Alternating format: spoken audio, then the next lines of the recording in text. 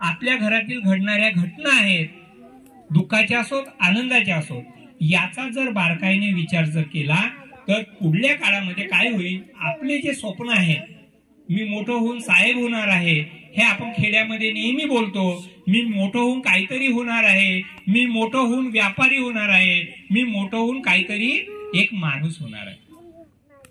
सगळं काही व्हा, परंतु फक्त आम्हाला काय बनायचं आहे, चांगला आदर्श माणूस बनायचा आहे. जर आमचे विचार चांगले असतील, आचार चांगले असतील, तर आम्ही माणूस म्हणून कुठल्याही कुठल्याही तुम्ही व्यवसायात राहा, कुठल्याही ठिकाणी राहा, तुम्हाला खूप मान सन्मान आणि दर्जा मिळालेला असेल. जो आज आम्ही इथं खुर्चीवर बसलो सगळे लोक, हा आमचा एक मान आहे यापुरता, हा सुद्धा मान तुम्हाला मोठ्यापणी मिळेल. नाहीतर काय होईल, आमची आई सुद्धा आज शेतावर जाते, रोवणं करते, निंदा काढते, दिवसभर राबते. आमचे बाबा सुद्धा दिवसभर राबायला जातात. एखाद्याचेच बाबा कुठंतरी नोकरीला असतील किंवा चांगल्या सुखासीन याच्यात असतील. सगळेजण आपण गरिबाच्या परिस्थितीमध्ये जगत आहोत. कार्ड धोक्याचा आलाय म्हणून तुम्हाला सांगितलं. आज आपल्या आई बाबाकडे पैसा नाही, साधं दवाखान्यात गेलं तर 1000-2000 रुपये लागतात. आपल्याला त्याची जाणीव येत नाही. ही जाणीवा निर्माण करण्याचं कार्य खरं तर हा पुस्तक करत असतो. म्हणून आजच्या या कार्यक्रमाला खरं म्हणजे खूप महत्व आहे.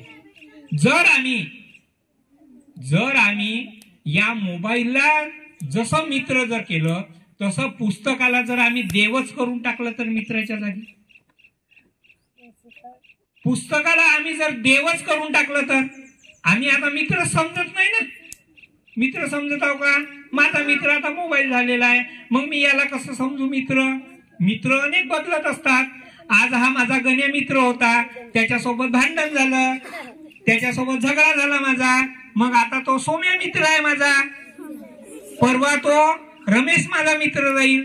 म्हणजे मित्र हे काय असतात, आपल्या स्वभावानुरूप, वातावरणानुरूप, वागण्यानुरूप बदलत असतात.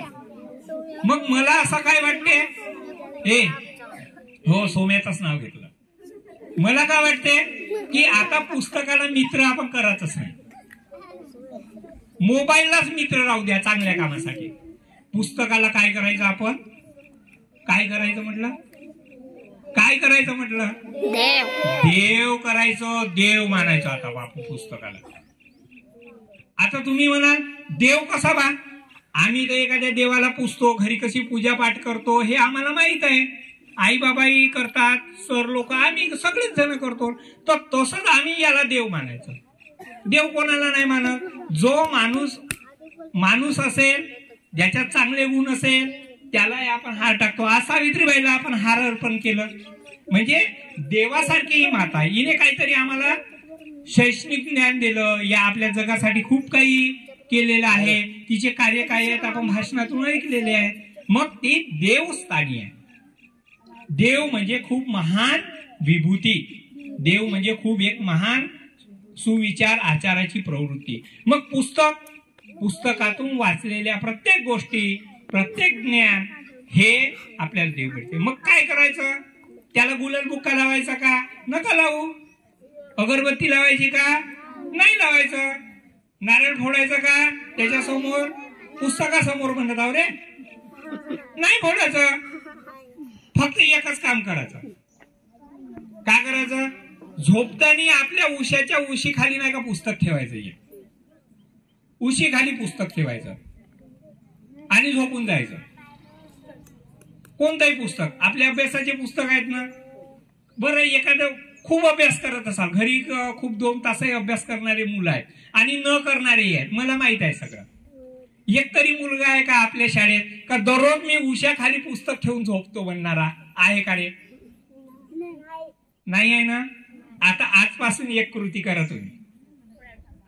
आपल्या बॅग मध्ये बरेचसे पुस्तक आहेत ना, त्याच्यातलं एक पुस्तक, नाही तर सरांनी आता गिफ्ट केलेले आहेत, आपल्या वाचनालयात आहेत, वाचायला नेतो, असे एक पुस्तक. फक्त काय करा, झोपते वेळी, जेवण झालं, तुम्ही झोपत असाल, टीव्ही पाहत असाल, काही करत असाल, हे टीव्ही पाहणं, मोबाईल वगैरे हे थोडं